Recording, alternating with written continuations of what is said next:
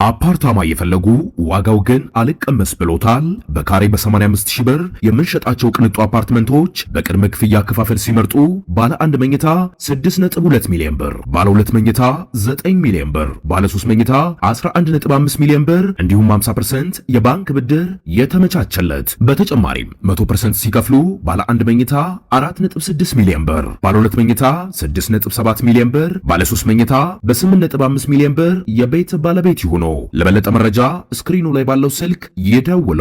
ድሪም ቢልደርስ ሪል ስቴት።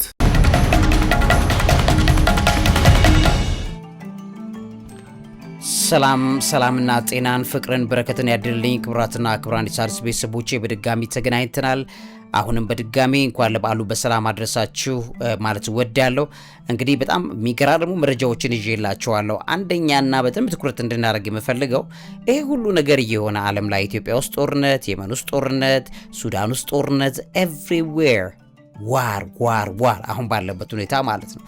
እና የተባበሩት መንግስታት የሚባል ተቋም ደግሞ አለ። ዓለም አቀፍ ተቋም ነው። መንግስታት ሁሉ ተባብረው የፈጠሩት ተቋም ነው። ይሄ ተቋም ምንድነው እየሰራ ያለው? ማለትም ሞቷል ወይስ በህይወት አለ? ለምንድነው ያቃተው? ለምሳሌ አሁን በኢራንና በአሜሪካ መካከል ያለውን ጦርነት ሰላም ለማምጣት በምን ቸገረው? እንዴት አቅም አጣ የሚለውን በዚህ ፕሮግራም ላይ ትኩረት አድርጌ በደንብ አድርጌ አሳያችኋለሁ። ውድ ሣድስ ቤተሰቦቼ እጅግ ስለሚጠቅም ይሄንን እንድትከታተሉ ከወዲሁ ጋብዛችኋለሁ። ሌላው ደግሞ ከዚህ ጋር በተያያዘ ሰሞነኛ እየተነገሩ ካሉ ወሬዎች መካከል አንደኛው ቱርክን ይመለከታል። ቱርክና እስራኤል በጦርነት ሊገቡ ይችላሉ ወይ? እንደሚታወቀው የኢራን እስራኤል ጦርነት ተለዋዋጭ ነው እና ጂኦፖለቲካዊ ቅርጹንም ስንመለከት እስራኤል እና ቱርክን ወደ ጦርነት ሊያስገባቸው የሚችል ነገሮች አሉ የሚል ኢቭን ራሱ የቱርክ ኤርዶሃንም እንደተናገሩት ምናልባት ይሄ ጉዳይ ከእስራኤል ጋር ጦርነት ውስጥ እንዳያስገባቸው የሚሰጉበትን ስጋት በተመለከተ ሰሞኑን የተናገሩት ነገር እንዳለ ሁሉ ሰምታችኋል። ስለዚህ ሁለቱ ይገባሉ ወይ ወደ ጦርነት ሊገቡ ይችላሉ ወይ የሚለውን በደንብ አድርጌ በዚህ ፕሮግራም ላይ አሳያችኋለሁ። ለመግቢያ ግን አንድ ፕሬዚዳንት ፑቲን ሰሞኑን ይዞት የቀረቡት አንድ ኦፕሽን አለ። በተለይም በኢራንና በአሜሪካ መካከል ያለውን ችግር ሰላም ለማምጣት የሚያስችለው አንድ ጉዳይ ያው የሚያያዘው ከኒውክሌር ቦምብ ምርት ጋር በተያያዘ የተነሱ ጥያቄዎች እንዳሉ ይታወቃል። ስለዚህ ይሄንን ለማርገብ የሚያስችል የሚል የፑቲን ኦፕሽን ቀርበዋል። ማለትም ሌላ አዲስ አማራጭ ቀርበዋል። ይሄ አማራጭ በተመለከተ በጣም በርካታ ነገሮች ናቸው እየተነገሩ ያሉት። እንግዲህ እንደምታውቁት ትራምፕም በራሱ እነዚህን የዩራኒየም የበለጸጉ ናቸው። የዩራኒየም ክምችት አለ እንደምታውቁት በኢራን ማለት ነው። ትራምፕ ኢራን ያከማቻቸውን እነዚህን እና ከጥቃቶች በኋላ በፍርስራሽ ስር ነው የሚገኙት የሚባለውን የኒውክሌር አቧራ ወይም ኒውክሌር ደስት አሜሪካ ከኢራን ጋር በመተባበር ቆፍራ እንደምታወጣ በትሩዝ ሶሻል ሚዲያ ላይ ገልጸው እንደነበረ ይታወቃል። እና ከጀርባም ከስምምነቶቹ ድርድር ነገሮች መካከል አንደኛው ውስጥ ለውስጥ ይሄ ነገር እንዳለበት እየተነገረ ነው ያለው። ከዚህ ጋር ተያይዞ ማንኛውም አዲስ ስምምነት ኢራን ዩራኒየም የማበልጸግ ስራዋን ሙሉ ለሙሉ እንድታቆም የሚጠይቅ ነው። እንደምታውቁት ዘሂል የተባለው ሚዲያ ላይ በወጣው ዘገባ መሰረት ይሄንን ያመላክታል። ስለዚህ ይሄ የዩራኒየም የማበልጸግ ስራዋ መቆም አለበት የሚል ነው። ይህንን በተመለከተ ደግሞ የሚነገሩ ነገሮች ብዙ ናቸው። እንግዲህ ውድ ቤተሰቦቼ መምህርና ጋዜጠኛ ዐቢይ ይልማ ነኝ። ልቀጥል። ከዚህ ዜሮ የማበልጸግ ፖሊሲ በኋላ የወታደራዊ ዘመቻ እቅዳቸው እንግዲህ እየሰማን ነው። የአሜሪካ ወታደራዊ አመራሮች በኢራን ውስጥ የሚገኘውን 1000 ፓውንድ የሚጠጋ የነጠረ ዩራኒየም በኃይል ለመውሰድ ወይም ደግሞ ትራምፕ ሰርቆ ለመውሰድ የሚያስችል እቅድ ለመቅረቡ ለትራምፕ መቅረቡ ወታደራዊ ዘመቻውን ከዚህ ጋር እንደሚያያዝ ደግሞ ዎል ስትሪት ጆርናል የዘገበው ዘገባ የቅርብ ሳምንታት ነው። የ15 ነጥቦች የሰላም እቅዱም ከዚህ ጋር በተያያዘ መልኩ ትልቅ ትኩረት ያደርጋል። ትራምፕ ለኢራን ያቀረቡት የ15 ነጥቦች እቅድ የኒውክሌር መርሃ ግብሯን በቋሚነት ማገድንና ሌሎች ያሉትንም ክምችቶች ለዓለም አቀፉ የኒውክሌር ኤጀንሲ ወይም IAEA ለዛ ተቋም ማስረከብን እንደሚጨምር ነው እየተነገረ ያለው። ከ15 እቅዶቹ መካከል አንዱ ነው። ከዚህ ውጪ የማዕቀብና የታሪፍ ማቅለያም አለ። ኢራን የኒውክሌር ቁሳቁሶችን ለማስረከብና ማበልጸጓን ለማቆም ከተስማማች አሜሪካ በምላሹ የኢኮኖሚ ማዕቀቦችንና የታሪፍ እገዳዎችን እንደምታነሳ በዋይኔት ኒውስ ላይ የተጠቀሰው ዘገባ ያመላክታል። ሌላኛው ከዛ ጋር ተያይዞ የሳተላይት ክትትል አለ። የኢራን የኒውክሌር ማዕከላት በጠፈር ኃይል ወይም ስፔስ ፎርስ ጥብቅ የሳተላይት ክትትል ስር በመሆናቸው ምንም አይነት ቁሳቁስ እንዳልተነካ ትራምፕ ለዘሂንዱ አማካኝነት በወጣው መረጃ የታየውን ዶክመንት ሄዳችሁ ስታዩ ትረዱታላችሁ። ስለዚህ በሳተላይት ቁጥጥር ውስጥ እንዳለ ነው እየተነገረ ያለው ማለት ነው። ስለዚህ ይሄ ነው እንግዲህ የ2 ሳምንት የተኩስ አቁም ስምምነቱ ለድርድር ምቹ ሁኔታን በመፍጠር ለ2 ሳምንታት የሚቆይ የተኩስ አቁም አውጀው እንደነበረ ይታወቃል። እንግዲህ ወደ ሶስተኛ ሀገር ማዘዋወርን ጭምር የሚመለከት ሌላ እየተነሳ ያለ ነገር አለ። አሜሪካ የኢራን ዩራኒየም ክምችትን ለደህንነት ሲባል ወደ ሌላ ሶስተኛ ሀገር እንዲዛወር በጽኑ እንደምትጠይቅም እየተነገረ ነው ያለው። እሱ ብቻ አይደለም፣ ሌላ አማራጭ ከሆነ በባህር እገዳ ነው ብሎኬድ የሚባለው አሁን የጀመረው ከዛ ጋር የሚያያዝ ነው። የኒውክሌር ድርድሩ ስኬታማ ካልሆነ አሜሪካ የሆርሙዝ ስትሬትን በዚህ ቦታ ላይ የባህር ላይ እገዳ እንደምትጥል ተዘግቦ ያለ ነገር ነው። ከዚህ ጋር ተያይዞ ኢራን ዩራኒየም የማበልጸግ መብቷን የማይደራደር መሆኑ ነው። አሁን በድርድር ካልተስማሙባቸው ነጥቦች መካከል አንደኛው ይሄ ነው። ስለዚህ አልደራደርም የሚለው ያን በመግለጽ የአሜሪካን ጥያቄ ውድቅ ማድረግ ላይ ናት ያለችው። ስለዚህ ይሄ በጣም በብዙ መልኩ እየተነተኑ ያሉ ጉዳዮች ናቸው። ከነዚህ መካከል አንደኛው የቀረበው ኦፕሽን ወደ ሶስተኛ ሀገር ማዘዋወር የሚል ነው። ይሄን በተመለከተ እንግዲህ ሩሲያ በተደጋጋሚ ለሁለተኛ ጊዜ ነው በነገራችን ላይ ይሄንን ጥያቄ ለፕሬዚዳንት ትራምፕ አቅርባለች። ምን ብላ? እንግዲህ ውድ ቤተሰቦቼ የሩሲያው ፕሬዝዳንት ቭላዲሚር ፑቲን የኢራንን የበለጸገ ዩራኒየም የማከማቸት ኃላፊነትን ለሩሲያ ስጡ የሚል ነው የተጠየቀው ጥያቄ ማለት ነው። ለአሜሪካው ፕሬዝዳንት ዶናልድ ትራምፕ ነው ይሄ ጥያቄ የቀረበው።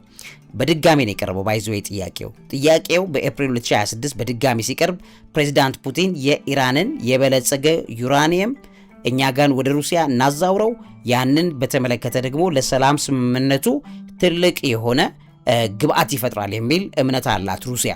ከዚህ ጋር ተያይዞ የትራምፕ ጥያቄውን ውድቅ ማድረግም እዚህ ውስጥ እየተነገረ ነው ያለው። የአሜሪካው ፕሬዝዳንት ዶናልድ ትራምፕ ይህንን የሩሲያ ጥያቄ ውድቅ ማድረጉ ተዘግቧል።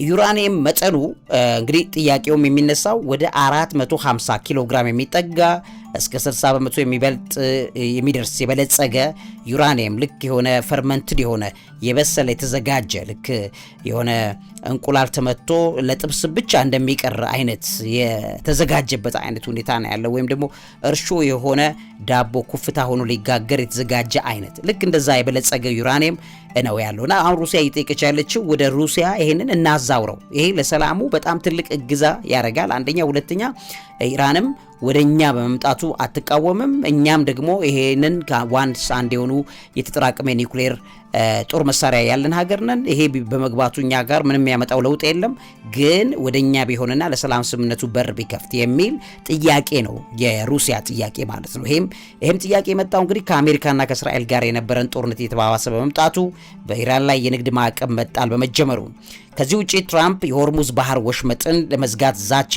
ማሰማቱን አሁን ይሄ ዛሬም ኦልሞስት በዚህ ዙሪያ ላይ የሚደረገው እንቅስቃሴ ሩሲያ መካከለኛ ምስራቅ ውጥረት በዚህ ደረጃ የሚሄድ ከሆነ ከፍተኛ ስጋት እንዳለበት እየገለጸች ባለችበት ጊዜ ነው። ጥቅሟም እንደሚነካ ሩሲያ በደንብ ታምናለች። ይሄ ነገር ኡራኒየሙ የሚሄድ ከሆነ እዛ አካባቢ ላይ ትራምፕ የሆርሙዝ ላይ ያለው ፖለቲክስም እየላላ እየሳሳ የሚመጣበት ፒስፉል የሆነው ነገር እንደፈለገ የሚዘዋወርበትን ነገር ጭኖ ሊመጣ ይችላል ነው የሩሲያ ሚና። እዚህ ጋር እንግዲህ ሩሲያ ቀደም ሲል በ2015 በተደረገ የኒውክሌር ስምምነት መሰረት የኢራንን ዝቅተኛ በዛ ሰዓት ላይ የነበረ የበለጸገ ዩራኒየም በማከማቸት ልምድ እንዳላት እና ያንን ወስጄ ላስቀምጦ የሚለውን ጠይቃ እንደነበረ ይታወቃል። የክሬምሊን ማረጋገጫ አለ ለዚህ። ክሬምሊን ቃል አቀባይ ዲሚትሪ ፔስኮቭ የዩራኒየም ማከማቻ ጥያቄው አሁንም ጠረጴዛው ላይ እንዳለ ሩሲያ ይህንን ለመተግበር ዝግጁ መሆኗንም ጭምር አረጋግጠዋል። የኢራን አቋም ታዲያ ከዚህ ጋር ተያይዞ ምንድነው ቢባል ኢራን የኒውክሌር ፕሮግራሟን ለሰላማዊ ዓላማ ብቻ እንደሆነ ነው ደጋግማ የምትገልጸው። የአሜሪካ ስጋትን ማጥራት ወይም ደግሞ ቬሪፊኬሽን ላይ በከፍተኛ ሁኔታ ነው የምትሰራው። የአሜሪካ አስተዳደር ዩራኒየሙ ወደ ሩሲያ ከመሄድ ይልቅ በአሜሪካ ቁጥጥር ስር መሆኑን ማረጋገጥ አሜሪካ ትፈልጋለች። ይሄ እንግዲህ ምን ያህል ብዙ ችግሮች አከታትሎ እንደሚያመጣ ታያላችሁ ማለት ነውና የዩራኒየም ዝውውሩ ከኢራን ጋር ያለውን የኒውክሌር ግጭት በሰላም ለመፍታት እንደ አንድ መንገድ እንደቀረበ ይታወቃል። የኢራንን የኒውክሌር አቅም ማዳከም የአሜሪካና የእስራኤል ቁልፍ የጦርነት ግብ ነው። ስለዚህ በኢራንና አሜሪካ መካከል የሚደረጉ ንግግሮች ያለምንም ስምምነት መቋጨታቸው ውጥረቱን አባብሶታል። ለዚህም ያለ ስምምነት መቋጨቱ ምክንያቱ ዩራኒየሙ እንደሆነ ይታወቃል ማለት ነው። ሩሲያ እንግዲህ ከዩራኒየም ማከማቻ ባለፈ ለኢራን የዳሰሳ ጥናት ወይም ኢንቴሊጀንስ መረጃዎችን በማጋራት እየረዳች እንዳለች በትክክል ዘገባዎች ያሳያሉ። ሁለቱ ሀገራት በጣም በከፍተኛ ሁኔታ የሚሰናሰኑ ናቸው። ይሄን በሩሲያ እጅ ቢገባ የሚለውም ጥያቄ ከዚህ ጋር ተያይዞ የተነሳ መሆኑን ለመስማት ችለናል። ይህንን ካካፈልኳችሁ በጣም ደስ ይለኛል። ምክንያቱም ዘመኑን ያው በዚህ ጉዳዩ በዚህ ሁኔታ ላይ እንድትረዱት ለማስቻል ነው። ወደ ቀጣዩ መረጃ ልውሰድላችሁ። የተባበሩት መንግስታት ምንድን ነው የሚሰራው? ሞቷል ወይስ በህይወት አለ? ይህን ሰላም ለማስከበር እንዴት ከበደው የሚለውን ደግሞ መጥቼ ላሳያችሁ።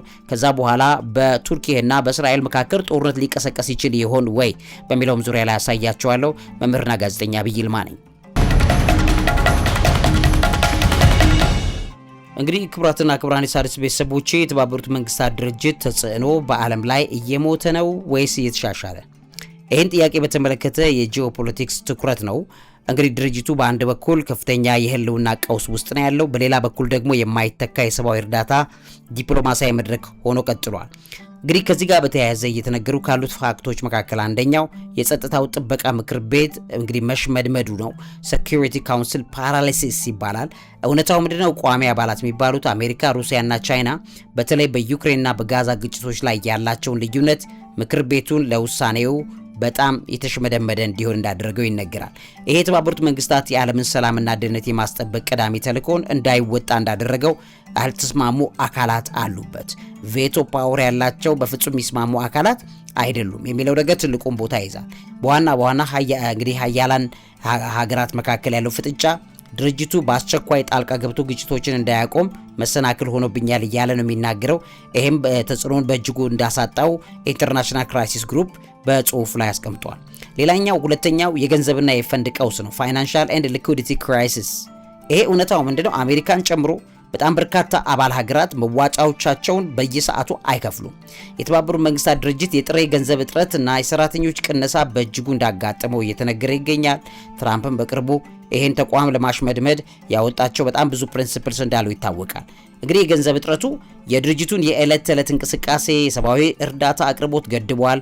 ሀገራት የራሳቸውን ፍላጎት በድርጅቱ ላይ ለመጫን ገንዘብን እንደ መሳሪያ መጠቀም መጀመራቸው የመድብለ ወገም ወይም ደግሞ መልቲላተራሊዝምን በተቋሙ በእጅጉ እንዲተገብርና ተአማኒነቱን እንዲያጣ እንዳደረገው ሪሊፍ ዌብ በደንብ አድርጎ በጥናት ላይ ያስቀመጠው ትንተና ያሳያል።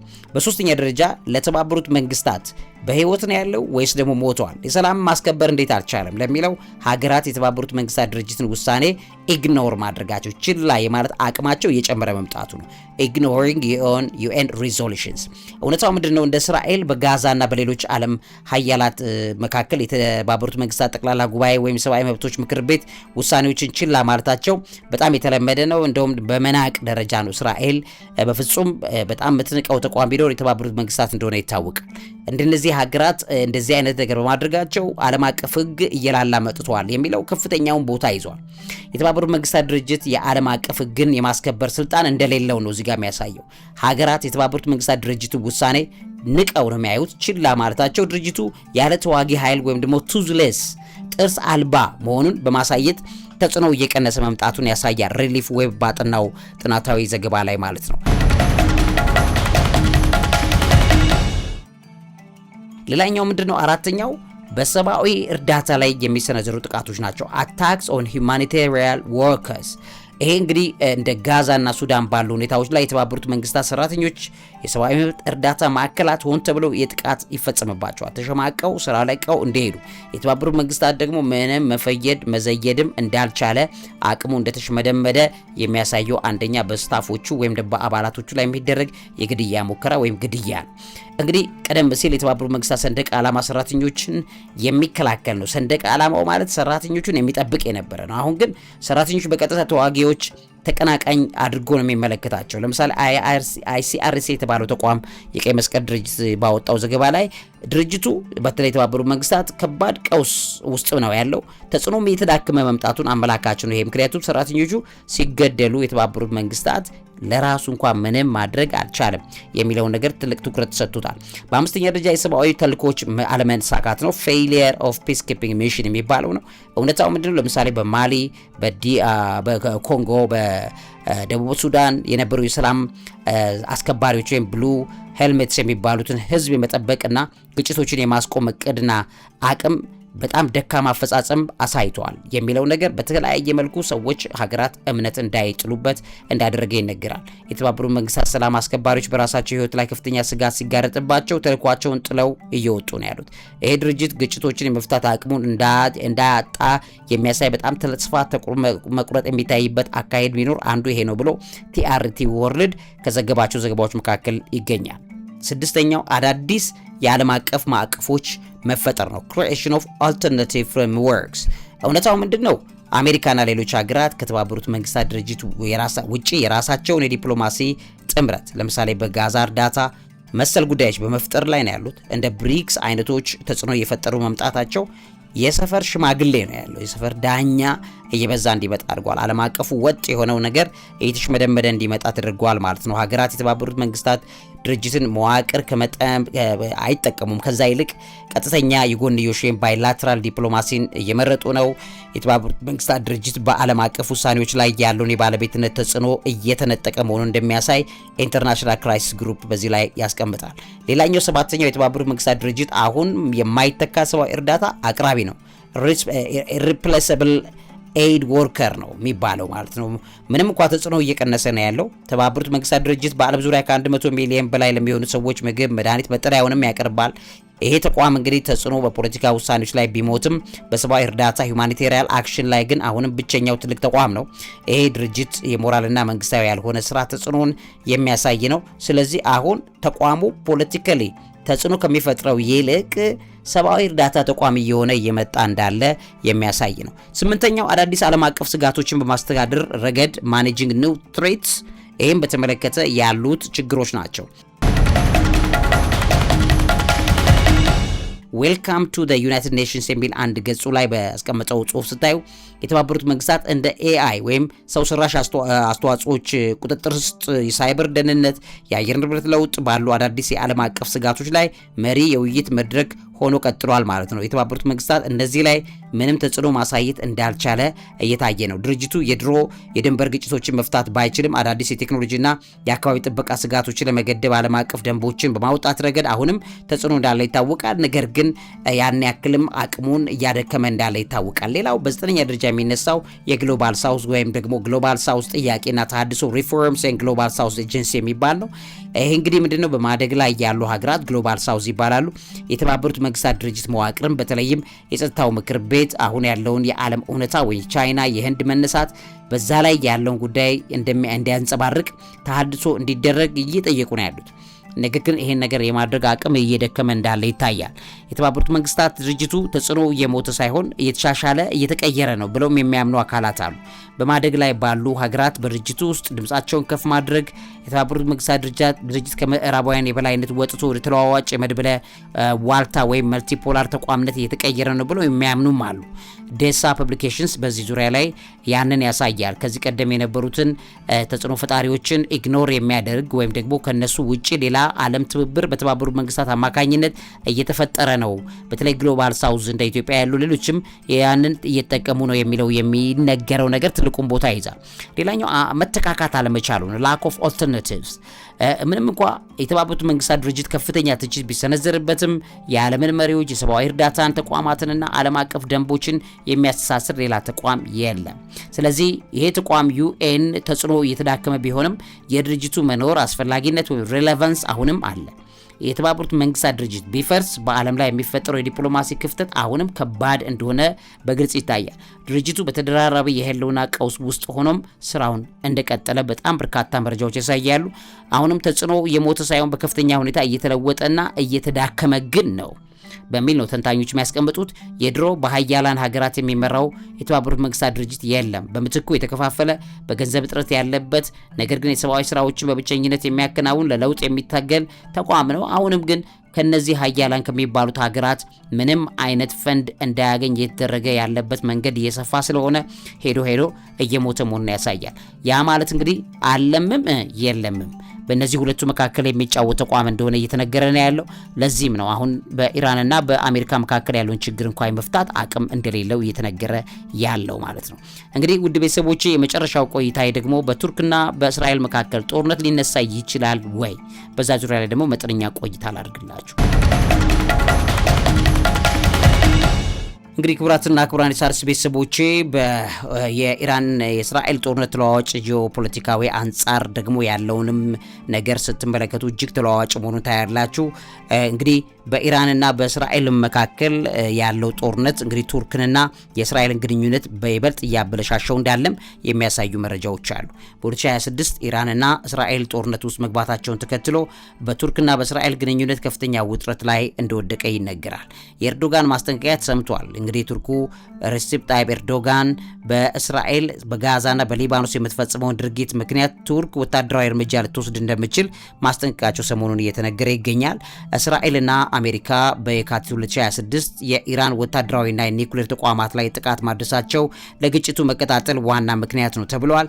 ኢራን የቱርክ ስጋት አይደለችም በሚል እየተነገረ ይገኛል። ቱርክ ኢራንን እንደዛቻ አታይም። ይልቁንም የኢራን መዳከም ቀጠናውን አለመረጋጋት ውስጥ ይጥለዋል የሚል የቱርክ ስጋት ግን ከፍተኛውን ቦታ ይይዛል። ከዚህ ውጭ እንግዲህ እስራኤልም እያደረገች ያለችው ቱርክን የማዳከም ኢራንን የማዳከም ስራ ነው ብላ ቱርክ ታምናለች። ስለዚህ ኢራን ከተዳከመች አካባቢ ላይ ከፍተኛ ችግር ይዞ ይመጣል የሚለው እምነቷ የቱርክ የጎላ ነው የሚሆነው። ስለዚህ የእስራኤል አዲስ ጠላት አለ ማለት ነው። እንግዲህ የቱርክ የውጭ ጉዳይ ሚኒስትር ሃካን ፊዳን እስራኤል ከኢራን በኋላ ቱርክን አዲስ ጠላት አድርጋ ለመፈረጅ እየጣረች እንደሆነም እየተነገረ እንዳለ ይነገራል። ኔታንያሁና ኤርዶጋንም ከዚህ ጋር በተያያዘ አላቸው የሚነጋገሩት ነገር። እስራኤሉ ጠቅላይ ሚኒስትር ቤንጃሚን ኔታንያሁ ኤርዶጋንን የኢራንን የሽብር አገዛዝ በመደገፍ ይከሳሉ። የቱርክ ባለስልጣናት ደግሞ ኔታንያሁ የዘመኑ ሂትለር በማለት ይጠሯቸዋል። ስለዚህ በእነዚህ ሰዎች መካከል አሁንም የከረሩ ነገሮች እንዳሉ ታያላችሁ ማለት ነው። ቱርክ በካራባክና ሊቢያ ተሞክሮ በመነሳት አስፈላጊ ከሆነ በእስራኤል ላይ ወታደራዊ ጣልቃ ገብነት ለማድረግ የጦር ሰራዊቷን ዝግጁ ማድረጓን ነው እየተጠቆመ ያለው። ይህም እንግዲህ ቱርክ በእስራኤል ላይ ስጋት ለመፍጠር የረጅም ርቀት ሚሳኤል አቅሟን ማሳደጓን ኤርዶጋን ተናግረዋል። ቱርክ 15 በመቶ በላይ የተፈጥሮ ጋዝ የምታገኘው ከኢራን በመሆኑ ጦርነቱ በቱርክ ኢኮኖሚ ላይም ከፍተኛ ተጽዕኖ እንዳሳደረ እየተነገረ ይገኛል። ቱርክ በጦርነቱ ምክንያት ከኢራን የሚወጡ ስደተኞች ቁጥር በከፍተኛ ሁኔታ እንደጨመሩባት እየተነገረ ነው ያለው። የኔቶ አባልነትም ጭምራል እዚህ ውስጥ። ቱርክ የኔቶ አባል ብትሆንም በኢራን እስራኤል ግጭት ላይ ግን ከኢራን ጎን በመቆም የራሷን ጂኦፖለቲካዊ አቋም ማሳየቷ እየተነገረ ይገኛል። ቱርክ በእስራኤል አውሮፕላኖች ላይ ለመሰለል በደማስቆ አውሮፕላን ማረፊያ የራዳር ሲስተም መትከሏ ተነግሯል። በቅርቡ የወጣ አንድ ዘገባ እንደሚያሳየው ቱርክ እንግዲህ በክልሉ የምታደርገውን ወታደራዊ እንቅስቃሴ በመጠቀም ግጭቱ መፍትሄ ላይ ቁልፍ ሚና ለማጫወትም እየሞከረች ነው በሚል ነው እየተነገረ ያለው። ስትራቴጂካዊ ሽግግር አለ የሚታይ የቱርክ መከላከያ ሚኒስትር ያሽር ጉለር ይባላሉ። እስራኤል በቱርክ ላይ ጥቃት ልታደርስ እንደምትችል ገልጸው ቱርክ ለማንኛውም ሁኔታ ዝግጁ መሆን እንዳለባት ደጋግመው እነዚህ ሰዎች እየገለጹ ይገኛሉ።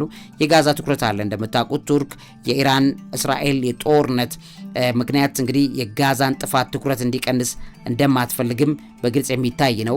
እንግዲህ ቱርክ በአሜሪካን ቀጥተኛ ተሳትፎ በመቃወም በሆርሙዝ ባህረ ሰርጥ ላይ የሚደረገውን እገዳ ዲፕሎማሲያዊ መፍትሄ እንዲያገኝ ጥረት እያደረገች ነው ያለችው በሚል ነው የሚነገረው። ኤርዶጋን በጦርነቱ ላይ የሚወስዱት ጠንካራ አቋም ሀገር ውስጥ ድጋፋቸውን ለማጠናከር ያለመ ነው ብለው የሚተቿቸው ሰዎች አሉ። አንዳንድ የእስራኤል ተንታኞች ቱርክን እንደ አዲስ ኢራን በመቁጠር ለደህንነቷ ትልቅ ስጋት እንደሆነች ይናገራሉ። የእስራኤል ደህንነት ስጋት ነው ይሄ። ያልተረጋጋ ሁኔታም አለ። ልክ ነው። በኤፕሪል 13 2026 ዛሬ ላይ የኢራን እስራኤል ግጭት አሁንም የቀጠለ እንደሆነ ይታወቃል። ቱርክ ለማንኛውም አሉታዊ ውጤት ዝግጁ እንደሆነች አሁንም የሚያረጋግጡበት ነገር እየተሰማ ነው የሚገኘው። የጦርነቱ አደጋ ምንም እንኳን ቱርክ በቀጥታ ጦርነቱ ስለመግባት ባትፈልግም በአካባቢ ያለው ውጥረት በሁለቱም ሀገራት መካከል ያለውን የጦርነት እድል ከፍ ሊያደርገው እንደሚችል ጀሩሳሌም ፖስት የዘገበው ጽሁፍን ብታዩት እዛ ላይ በደንብ ታገኛላችሁ። ቲአርቲ ወርልድ ኢዝራኤል primarily responsible for unlawful war with Iran የሚል አንድ ዘገባ አለ። Can Turkey prevent a wider Middle East war የሚል ደግሞ አንድ ሞደርን ዲፕሎማሲ የጻፉት እንተና እዛ ላይ ማየት ይችላልችሁ። አልአረቢያ እንግሊሽም Israel seeks to declare Turkey new enemy እስራኤል ቱርክን አዲሷ ጠላት ከኢራን በኋላ ያለች ጠላቷ ብላ ዲክሌር ታረግ እንደሆነ የሚያሳይ መረጃ ነው። ይሄም ደግሞ ዛሬ ትንተና ውስጥ ተካቷል። ሲኤንኤንም what we know on the 20th day of the US and Israel war with Iran የሚለው ላይ ተንትኖ እዛ ላይ ያስቀምጧል። እንደገና ደግሞ ካርኒጌ ኢንዶመንት የተባለ አንድ ተቋም ከዚህ ጋር ተያይዞ ቱርክ ከእስራኤል ጋር ጦርነቱ ልገባ የምችልበት ነገር በደንብ ተንትኖ ያስቀምጣሉ። ዲሳይድስ ቤተሰቦቼ እነዚህና መሰል መረጃዎችን ገብታችሁ በደንብ ብታነቡ አሁን ያለውን ጂኦፖለቲክስ በደንብ እንድትረዱት ያረጋቸዋል በሚል እምነት ይህንን አካፈልኳችሁ። ለዚህ አእምሮ ምግብ አዘጋጅና አቅራቢ መምህርና ጋዜጠኛ አብይ ይልማ። እውቀት ታላቁ እግዚአብሔርን ታከብራለች።